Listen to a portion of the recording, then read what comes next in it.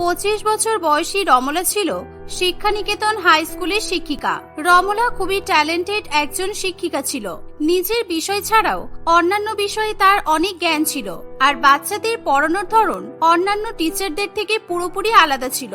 তার কাছে পড়াশোনা করতে ক্লাসের সকলেই খুবই পছন্দ করত।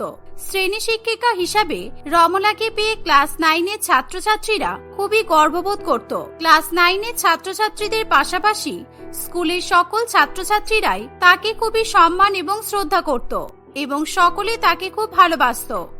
ম্যাডাম, একটা জিনিস আমি কিছুতেই বুঝতে পারছি না। আপনি কালকে যে চ্যাপ্টারটা পড়িয়েছিলেন না, ওই চ্যাপ্টারের একটা পোরশন নিয়ে আমি খুব কনফিউজড। ম্যাডাম, আমিও আপনার কাছে একটা জিনিস বুঝতে চাই, আর সেটা আমার মাথাতে কিছুতেই ঢুকছে না। আমি সকলের সমস্যার সমাধান করব, তবে সবাই মিলে একসঙ্গে বললে একেবারেই হবে না। এক এক করে বলো। মিমি, তুমি আগে বলো। এভাবে স্কুলে শিক্ষকতার চাকরি করে রমলার জীবন বেশ ভালো মতোই কেটে যাচ্ছিল। কিন্তু একদিন রমলা সকালবেলা স্কুলে যাওয়ার সময় তৈরি হয়ে নিজেকে আয়নায় দেখার সময় সে এক শারীরিক পরিবর্তন অনুভব করে। এ বাবা, আমার পেট তো এবার আস্তে আস্তে বড় হয়ে যাচ্ছে। এবার কি হবে? তাহলে কি সবাই এবার জেনে যাবে আমি এতদিন ধরে যেটা সকলের কাছে লুকিয়ে রেখেছি সেটা কি এবার সবাই জেনে যাবে? হে উপরওয়ালা, আমার তো খুব ভয় করছে। তখনই রমলার পিসিমণি খাবার খাওয়ার জন্য তাকে ডাক দেয়। কি হলো রমলা, তাড়াতাড়ি খেয়ে নিবি আয়, খাবার ঠান্ডা হয়ে যাচ্ছে তো। আজকে তোর তৈরি হতে এতক্ষণ সময় লাগছে কেন? কটা বাজে একবার দেখেছিস? তোর তো আজকে তাড়াতাড়ি স্কুলে যাওয়ার কথা ছিল। পিসিমণি, এবার একটু চুপ করো তো তুমি। সেই কখন থেকে একইভাবে বকবক করেই যাচ্ছ। আমি তৈরি হয়ে গেছি, কিন্তু আজকে আমি খাবার খাবো না। আমার খাবার খেতে একদম ভালো লাগছে না। তুমি বরং আমার টিফিনটা প্যাক করে দাও। রমলার কথা শুনে লাবণী দেবী তার টিফিনটা প্যাক করে দেয়। রমলা সেই টিফিন বক্স নিয়ে স্কুলে চলে যায়। স্কুলে গিয়ে সে কোনো খাবার খায় না। সে একইভাবে কোনো একটি বিষয় নিয়ে দুশ্চিন্তা করতেই থাকে। এমনকি সেদিন ক্লাসে গিয়েও সে মন দিয়ে বাচ্চাদেরকে পড়াতে পারে না। এরকম করে সে 4টে ক্লাস অতিবাহিত করে দেয়। টিফিন পিরিয়ডের পর রমলা ক্লাস 9-এর বাচ্চাদের ক্লাস নিতে চলে যায়। সে একটি গুরুত্বপূর্ণ বিষয়ে বাচ্চাদেরকে পড়ানো শুরু করে, কিন্তু হঠাৎ করে পড়াতে পড়াতেই তার গা গুলিয়ে আসে। সে ক্লাসরুম থেকে দৌড়ে ওয়াশরুমের দিকে চলে যায়। এই ম্যাডামের কি হলো বলতো? ম্যাডাম এরকম ভাবে দৌড়ে বাইরে ছুটে পালালো কেন? ম্যাডাম কি কোনো জিনিস থেকে ভয় পেয়ে গেল নাকি? ওদিকে রমলা ওয়াশরুমে গিয়ে বেশ কয়েকবার বমি করে। বমি করার পর কেউ যেন কিছু বুঝতে না পারে সেই জন্য সে ভালো করে মুখে চোখে জলের ছিটা দেয় এবং নর্মাল ভাবে ক্লাসরুমে চলে আসে। কিন্তু ক্লাসরুমে এসে আবার পড়ানো শুরু করতেই তার প্রচন্ড জোরে মাথা ঘুরিয়ে আসে এবং সে তখনই অজ্ঞান হয়ে ক্লাসরুমে পড়ে যায়। ম্যাডাম, আপনার কি হয়েছে? ম্যাডাম, আপনি এভাবে পড়ে গেলেন কেন? এই দেখেছিস, আমি তোদেরকে বললাম না ম্যাডামের মনে হয় শরীর খারাপ। আমি দেখেছি ম্যাডাম ওয়াশরুমে গিয়ে বমি করছিল। টিফিনে উল্টো পাল্টা খাওয়ার ফলে ম্যাডামের হয়তো গ্যাস অম্বল হয়েছে, অথবা ডিহাইড্রেশনও হতে পারে। এই পাশের রুমে না মনিকা ম্যাডাম আছে, তোদের মধ্যে কেউ একজন যা গিয়ে মনিকা ম্যাডামকে ডেকে নিয়ে আয় তো। তাদের মধ্যে দু একজন পাশের ক্লাসরুম থেকে মনিকা ম্যাডামকে ডেকে নিয়ে আসে। মনিকা ম্যাডাম সেখানে এসে রমলার এই অবস্থা দেখে প্রচন্ড ভয় পেয়ে যায়। তৎক্ষণাৎ সে স্কুলের হেডমাস্টারকেও ডেকে নিয়ে আসে। অনেক ডাকাডাকি করার পর এমনকি চোখে মুখে জলের ছিটা দিলেও রমলার জ্ঞান ফিরে আসে না। তাই শেষ পর্যন্ত হেডমাস্টার একজন ডাক্তারকে স্কুলে ডাকে। ডাক্তারবাবু রমলা চেক আপ করার পর বলেন, আসলে ইনি 3 মাসের গর্ভবতী। ইনি হয়তো ঠিক মতো খাওয়া দাওয়া করছেন না, আর কিংবা কোনো বিষয় নিয়ে প্রচন্ড পরিমাণে দুশ্চিন্তা করেন। সেই কারণেই এরকম হয়েছে। এই সময়টাতে এনাকে খুবই সাবধানে থাকতে হবে। ডাক্তারবাবুর কথা শুনে শিক্ষক শিক্ষিকা সহ ক্লাস 9-এর ছাত্রছাত্রীরাও প্রচন্ড পরিমাণে অবাক হয়।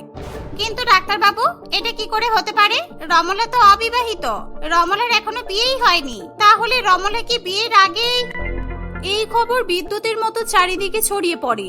সারা স্কুলের ছাত্রছাত্রীরা রমলা ম্যাডামের নামে দুর্নাম করতে থাকে।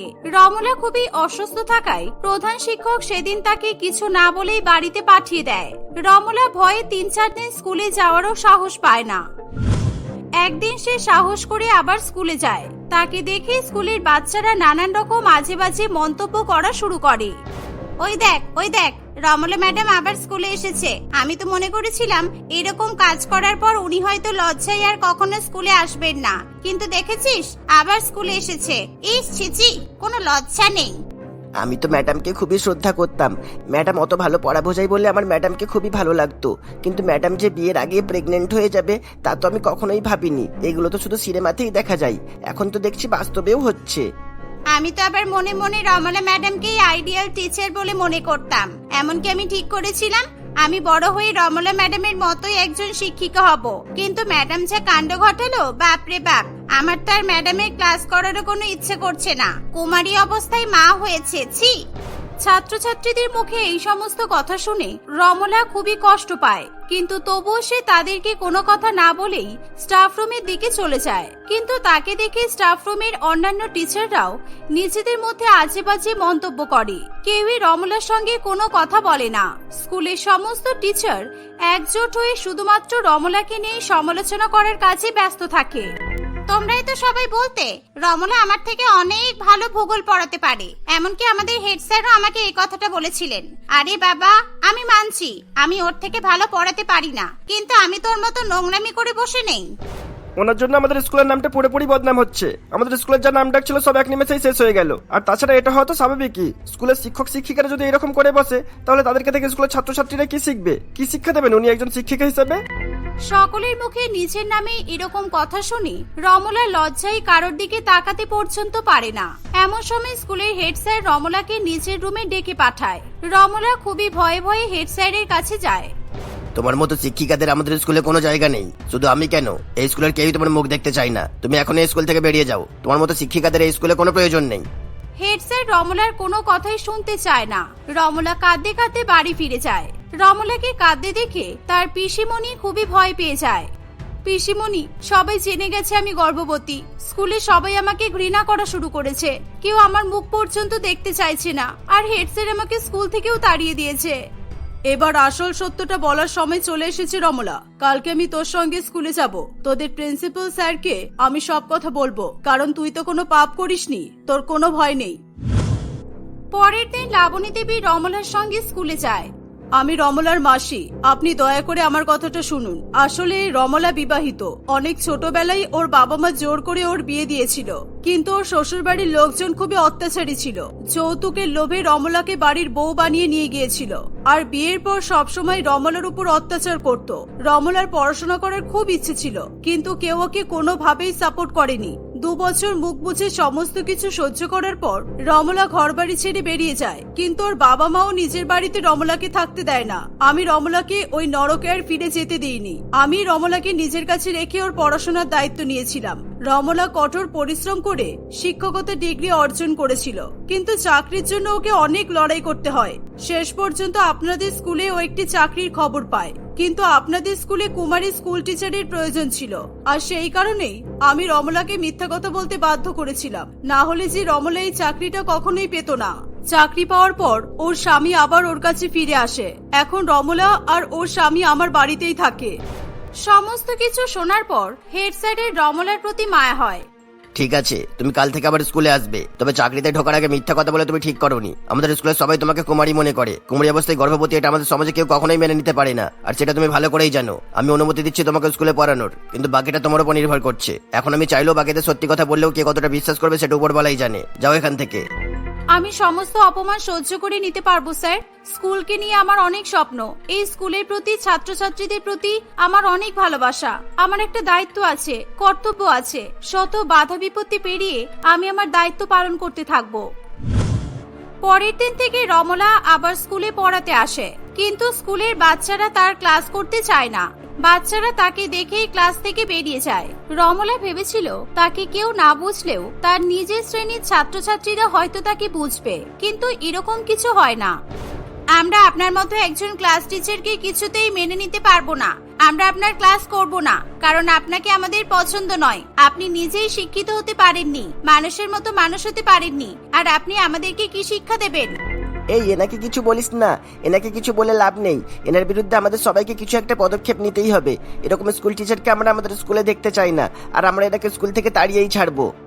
এই বলে এক এক করে ক্লাস 9 এর সমস্ত ছাত্রছাত্রীরা স্কুলের বাইরে বেরিয়ে যায়। এমনকি তারা স্কুলের সকল ছাত্রছাত্রীদের রমলার বিরুদ্ধে উস্কানি দিতে থাকে। তারা স্কুলের বেশিরভাগ ছাত্রছাত্রীদেরকে নিয়ে একটি দল তৈরি করে। সকলে মিলে ঠিক করে রমলার বিরুদ্ধে তারা আন্দোলন করবে। পরের দিন সকাল 10টায় সকল ছাত্রছাত্রী স্কুলের মাঠে রমলার বিরুদ্ধে আন্দোলন করে। কুমারী গর্ভবতী স্কুল টিচার চাই না, চাই না। কুমারী গর্ভবতী স্কুল টিচার চাই না, চাই না। এখনই রমলা ম্যাডামকে স্কুল থেকে তাড়াতে হবে, তাড়াতে হবে। এভাবেই সমস্ত ছাত্রছাত্রী এবং তাদের গার্জিয়ানরাও রমলার বিরুদ্ধে গর্জে ওঠে। হেডমাস্টার পরিস্থিতি সামাল দেওয়ার জন্য জনসমক্ষে রমলার জীবনের কাহিনী সবাইকে বলে, কিন্তু তবুও কেউ কিছু বিশ্বাস করতে চায় না। দেখো, তোমরা এইভাবে একজন টিচারকে অপমান করতে পারো না। তোমরা একটা টিচারের ব্যক্তিগত জীবনে এইভাবে হস্তক্ষেপ করতে পারো না। তোমরা হয়তো একটা কথা ভুলে যাচ্ছ, আমাদের স্কুলে মাত্র 2জন ভূগোলের শিক্ষিকা আছে। তার মধ্যে মনিকা ম্যাডাম অন্য স্কুলে ট্রান্সফার নিয়েছে, আর এখন শুধুমাত্র রমলা ম্যাডামই আছে। রমলা ম্যাডামকে ছাড়া তোমরা ভূগোল শিক্ষা কখনোই গ্রহণ করতে পারবে না। আর মাত্র 5-6 মাস পর মাধ্যমিক পরীক্ষা, তার উপর বাকি সকল ক্লাসেরই পরীক্ষা আছে। তোমরা নিজেরা এবার ঠিক করো, তোমরা রমলা ম্যাডামের ক্লাস করবে না কি করবে না। এই কথা শুনে সকল ছাত্রছাত্রীরা কি করবে কিছুই বুঝে পায় না। অনিচ্ছা থাকা সত্ত্বেও তারা রমলা ম্যাডামের ক্লাস করবে বলে ঠিক করে। রমলা খুবই পরিশ্রম করে বাচ্চাদের আগে থেকেও ভালো করে পড়ানো শুরু করে, কিন্তু তার প্রতি সকলের যে সম্মান ভালোবাসা ছিল সেটা আর ফিরে আসে না। এমনকি রমলা ম্যাডাম নিজের গর্ভাবস্থার কথা চিন্তা না করে, কোনো রকমের ছুটি মঞ্জুর না করেই শুধুমাত্র ছাত্রছাত্রীদের কথা ভেবে প্রত্যেক দিনই বাচ্চাদের ক্লাস নিতে স্কুলে আসতো। এভাবেই তার প্রসবকালীন সময় খুব এগিয়ে আসে। একদিন ক্লাস করাতে গিয়ে হঠাৎ করে রমলা ম্যাডামের প্রসব যন্ত্রণা শুরু হয়। স্যার, আপনি তাড়াতাড়ি গাড়ি ডাকার ব্যবস্থা করুন। রমলার অবস্থা খুব খারাপ, ওর ডেলিভারির সময় হয়ে এসেছে। কিন্তু আজকে তো শহরে কারফিউ চলছে, কোনো কারণে শহরে দাঙ্গা বেঁধে গেছে। আমি একটু আগেই নিউজ দেখলাম, সরকার কারফিউ ঘোষণা করেছে। এখন কোনো রকমই কোনো বাস বা গাড়ি কোনো কিছুই পাওয়া যাবে না। তাহলে আজকে এমন একটা জিনিস করতে চলেছে যেটা আগে কখনো ঘটেনি। স্যার, আপনি ছেলেদেরকে নিয়ে ক্লাসের বাইরে যান, আমি মেয়েদের সাহায্য নিয়ে রমলার ডেলিভারি করার চেষ্টা করছি। সম্পূর্ণ ম্যাডাম স্কুলের বেশ কিছু ছাত্রীর সহযোগিতায় রমলার প্রসবে সাহায্য করার চেষ্টা করে। কিছুক্ষণের মধ্যেই রমলা একজন ফুটফুটে কন্যা সন্তানের জন্ম দেয়। আর ঠিক তখনই সেখানে রমলার স্বামী জয়ন্ত চলে আসে। জয়ন্ত তার মেয়েকে দেখে খুবই খুশি হয় এবং তার মেয়েকে সে কোলে তুলে নেয়। শহরে কার্ফিউ ঘোষণা করা হয়েছে বলে আমি ভাবলাম কাজ থেকে বাড়ি ফেরার সময় স্কুল থেকে তোমাকে নিয়ে যাব। আমি খুব ভালো সময় এসেছি। চলো রমলা, বাড়ি চলো। পিসিমণি খবরটা পেলে খুব খুশি হবে। আর আপনাদের সবাইকে ধন্যবাদ আমার স্ত্রীকে সাহায্য করার জন্য। আপনারা যদি না থাকতেন তাহলে আজকে যে কি হতো উপরবেলাই জানে। এভাবেই রমলা কন্যা সন্তানের জন্ম দেওয়ার সঙ্গে সঙ্গে তার জীবনের সমস্ত দুঃখ কষ্ট উধাও হয়ে যায়। স্কুলের সকলেই বুঝতে পারে রমলা আসলেই বিবাহিত ছিল। তাই স্কুলের সমস্ত ছাত্রছাত্রীরাও রমলার কাছে ক্ষমা চায়। রমলার পুরানো সম্মান এবং মর্যাদা ফিরে আসে। রমলা তার ছোট্ট মেয়েকে নিয়ে তার স্বামীর সঙ্গে নতুন করে সংসার পাতে। নূপুর খুবই ধনী পরিবারের মেয়ে ছিল। টাকা পয়সা সম্পত্তির কোনো অভাব ছিল না বলে সে খুবই অহংকারী প্রকৃতির ছিল। সে গরিব মানুষদের ভীষণ পরিমাণে ঘৃণা করত। তার এই স্বভাবের জন্য কেউ সেরকম ভাবে তার সঙ্গে মিশত না। তার বন্ধু বলতে একজনই ছিল, সেটা হলো মধুমিতা। মধুমিতা গরিব না হলেও তাদের অবস্থা মোটামুটি ভালো ছিল। মধুমিতা তার বিয়েতে নূপুরকে ইনভাইট করেছিল। নূপুর খুবই সুন্দর করে সেজে মধুমিতার বিয়ের অনুষ্ঠানে গিয়ে পৌঁছায়। কিরে, তোর মেকআপ তো অতটা ভালো হয়নি। মেকআপের পেছনে টাকা খরচ করতে হয়, তবেই তো ভালো লাগবে। আর এটা তোর বর তো? ইয়েস, আমি হলাম মধুমিতার বর। আমাকে পছন্দ হয়েছে তো তোমার? মানে জামাইবাবু হিসেবে পছন্দ হয়েছে তো? আমার পছন্দের সঙ্গে কি এসে যায়? মধুমিতার পছন্দ হলেই হবে। আচ্ছা, তোমার সাথে যে এতগুলো মেয়ে আছে এরা কারা? সবাই বলছে যে মধুমিতার বর সঙ্গে করে অনেকগুলো মেয়েকে নিয়ে এসেছে। ও, ওটা তো আমার বন্ধু। They are all my close friend. Actually ওরা বড়লোক বাবার বিগড়ে যাওয়া মেয়ে, ঠিক একদম আমার মতোই। আমি ওদের সাথে প্রচুর এনজয় করেছি, দেশ বিদেশে ঘুরেছি, নাইট আউট করেছি, পার্টি করেছি। তাই ওদেরকে বাদ দিয়ে আমি কখনোই এই বিয়ে করতেই পারতাম না। দে আর সো ক্লোজ। এই কথা শুনে নূপুর একেবারে অবাক হয়ে যায়। সে রকির সামনে মধুমিতাকে কিছু বলতে পারে না। কিন্তু কিছুক্ষণ পর সে যখন মধুমিতাকে একা পায় তখন বলে, এই মধুমিতা, আমার তো রকিকে একদমই পছন্দ হলো না। ছেলেটা বিয়ে করতে এসেছে আর সঙ্গে করে কতগুলো গার্লফ্রেন্ডকে নিয়ে এসেছে। ও যতই বলুক না কেন, আমার তো ওগুলো গার্লফ্রেন্ডই মনে হচ্ছে। আর তুই এরকম একটা ছেলেকে নিজের লাইফ পার্টনার হিসেবে চুজ করলি? আরে তুই এখনো বুঝতে পারছিস না, আসলে আমি তোর মতো বড়লোক হতে চাই। রকি ভীষণ বড়লোকের ছেলে, আর বড়লোকের ছেলেরা এরকম একটু বিগড়ে যায়, ঠিক যেমন তোর মতো। হে হে হে। ওদের এত টাকা থাকে, ওদের পেছনে তো মেয়েরা ছোটাছুটি করবেই। দেখা যাক বিয়ের পর যদি শুধরে নিতে পারি। মধুমিতার কথাগুলো নূপুরের মোটেই পছন্দ হয় না, কিন্তু সে এই বিষয়ে মধুমিতাকে আর কোনো কথা বলে না। সে মনে মনে নানান রকম জিনিস চিন্তা করতে থাকে। না, আমি বড়লোকের ছেলের সঙ্গে কখনোই বিয়ে করব না। সত্যিই তো, বড়লোকের ছেলেরা পুরোপুরি বিগড়ে যায়। রকি সেটার একটা পারফেক্ট এক্সাম্পল। আমি এবার বিয়ে করলে কোনো গরিব ছেলেকেই বিয়ে করব, তবেই আমি ভালো ছেলে খুঁজে পাবো। এরকমই ভাবনা চিন্তা করে নূপুর রাত্রিবেলা বাড়িতে ফিরে এসে তার বাবা মাকে বলে, বাবা মা, তোমরা আমার জন্য ছেলে দেখছিলে তো? তোমাদেরকে একটা কথা বলার ছিল। তোমরা আমার জন্য গরিব ছেলে দেখবে। আমি কোনো বড়লোকের ছেলেকে বিয়ে করতে চাই না। আমি বিয়ে করলে গরিব ছেলেকেই বিয়ে করব। নূপুরের কথা শুনে তার বাবা মা আকাশ থেকে পড়ে। কি বলছিস কি রে মা? তোর শরীর ঠিক আছে তো? এতদিন ধরে আমরা তোকে যতটা চিনি, তুই তো গরিব কাউকেই পছন্দ করিস না। তোর গরিব করে বন্ধু বান্ধব আত্মীয় স্বজন তো কেউ নেই, আর তুই গরিব ছেলেকে বিয়ে করতে চাইছিস? হঠাৎ করে এরকম পরিবর্তন কিভাবে হলো? দেখো বাবা, ফালতু কথা বলতে ভালো লাগছে না। আমি যা বলছি সেটাই করো। আমার জন্য গরিব ছেলে খোঁজো। নূপুরের এই সিদ্ধান্তে তার বাবা মা দুজনেই খুব খুশি হয়েছিল, কারণ তারা অনেক চেষ্টা করেও নূপুরকে এতদিনে সুশিক্ষা দিতে পারেনি। সেই জন্য তারা নূপুরের কাছে সবসময়ই হার মানত। কিছুদিনের মধ্যেই রামবিনোদ বাবু রোহিত নামে একটি ছেলের সন্ধান পায়। রোহিত একটা ছোট্ট প্রাইভেট কোম্পানিতে চাকরি করত। তার বাবা না থাকায় তার উপার্জন করা টাকা দিয়েই তাদের ঘর সংসার চলতো। রোহিত দেখতে খুবই লম্বা এবং হ্যান্ডসাম ছিল। সেই সাথে সে গরিব হওয়ায় নূপুর তাকে বিয়ে করতে রাজি হয়ে যায়। নূপুর এরকম গরিব ছেলের সঙ্গে বিয়ে করেছে দেখে মধুমিতা একেবারে আকাশ থেকে পড়ে। কি রে, এ আমি কি দেখছি? যে কিনা গরিব মানুষদের দেখতে পারতো না, সে একজন গরিব ছেলেকে বিয়ে করলো। কি আছে রে ওই ছেলেটার মধ্যে যে তুই পাগল হয়ে গেলি? তুই ওই গরিব ছেলেটাকে বিয়ে করে গরিবের বউ হয়ে গেলি তো? কে বলেছে আমি গরিবের বউ? গরিবের বউ হওয়ার আগে আমি বড় লোকের মেয়ে। দেখ, আমার তো টাকা পয়সার কোনো অভাব নেই। আমার বাবার যা আছে আমি সারা জীবন সুখে কাটাতেই পারবো। কিন্তু আমার একজন ভালো চরিত্রের ছেলে দরকার ছিল। তোর বরের মতো ভণ্ড লম্ফট ছেলেকে আমি বিয়ে করতে পারতাম না। সেই জন্যই আমি এরকম সিদ্ধান্ত নিয়েছি। নূপুরের কথা শুনে মধুমিতার খুবই খারাপ লাগে, তাই সে এই বিষয়ে আর কিছু বলে না। নূপুর ভেবেছিল বিয়ের পর কোনো কিছুই পরিবর্তিত হবে না। সে যখন ইচ্ছা তার বাবার কাছ থেকে যত ইচ্ছা টাকা নিয়ে নিজের জীবনটাকে আগের মতোই এনজয় করতে পারবে। কিন্তু বিয়ের পর সেসব কিছুই হয় না। রাহুল গরিব হলেও তার আত্মসম্মান বোধ অনেক বেশি ছিল, তাই সে নূপুরের কোনো কথাই মেনে নিতে পারে না। দেখো রোহিত, তোমাকে আর ওই কম টাকা স্যালারির চাকরি করার কোনো দরকার নেই। তুমি তো জানো আমার বাবা কত বড় লোক। তোমার কোনো কাজ করার দরকারই নেই। আমার বাবা মাসে মাসে আমার অ্যাকাউন্টে টাকা পাঠিয়ে দেবে, আর সেই টাকা দিয়ে আমাদের সংসার হেসে খেলে চলে যাবে। না, নিজের আত্মসম্মান বোধ বিসর্জন দিয়ে এরকম একটা জঘন্য কাজ আমি কখনোই করতে পারবো না। আমি বিয়ের আগেই এই বিষয়ে তোমার সঙ্গে কথা বলে নিয়েছিলাম। তুমি আমাকে বিয়ে করেছো, সুতরাং তোমার পুরোপুরি দায়িত্ব এখন আমার। তাই আমি নিজেই টাকা উপার্জন করে তোমাকে ভালো রাখার চেষ্টা করব, আর এটাই আমার কর্তব্য। তোমার কি মাথা খারাপ হয়ে গেছে? ওই সামান্য টাকা উপার্জন করে তুমি আমার ইচ্ছা পূরণ করতে পারবে, তোমার এটা মনে হলো? তুমি কখনোই পারবে না সেটা। আমি তোমার উপর এতটা ভরসা করতে পারবো না। আমার বাবার কাছ থেকে তুমি টাকা না নিলেও আমি তো নিতে পারবো। আমার নিজের হাত খরচের জন্য অনেক টাকার দরকার পড়ে। না, তুমি তোমার বাবা মায়ের কাছ থেকে কোনো টাকা নিতে পারবে না। আমি তোমার বাবা মাকে ফোন করে বলে দিয়েছি যাতে ওনারা তোমাকে কোনো টাকা না দেয়। আমি এটাও বলে দিয়েছি ওনারা যদি আমার কথা না রাখতে পারে তাহলে ওনাদের মেয়েকে নিয়ে যেতে পারে, আমার কোনো আপত্তি নেই। বাবা, আমি তো জানতাম শুধু বড় লোকেদের অহংকার আছে, কিন্তু গরিবদের মধ্যেও যে এতটা অ্যাটিটিউড থাকে আমি তো জানতাম না। ঠিক আছে, আমিও দেখি তুমি আমার সমস্ত চাহিদা কি করে পূরণ করতে পারো।